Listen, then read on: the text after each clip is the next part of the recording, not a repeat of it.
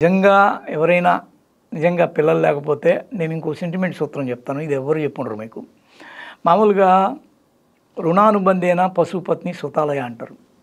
మనం గత జన్మలో ఎవరికైనా బాకీ పడ్డా, వాళ్ళు మనకు బాకీ పడ్డా, ఈ జన్మలో వాళ్ళు అంటే పశువు రూపంలో కుక్క, పిల్లి, ఎలుక, లేకపోతే మేక, లేకపోతే బర్రె, ఆవు, గొర్రె, గుర్రం, ఏనుగు ఈ రూపాల్లో పత్ని అంటే భార్య రూపంలో, ఆ తర్వాత పశుపత్ని సుతాలయ అంటే సుతులు అంటే పిల్లలు, వాళ్ళు మనకి బాకీ ఉన్నా మనం వాళ్ళకి బాకీ ఉన్నా, మేజర్గా మగపిల్లాడు పుడితే వాడు మనకి బాకీగా ఉండి మనకేదో ఇచ్చిపోతాడని అంటారు. ఆడపిల్ల పుడితే మనం వాళ్ళకి బాకీ కాబట్టి మనం ఇస్తామని ఒక నమ్మకాలు ఉన్నాయి.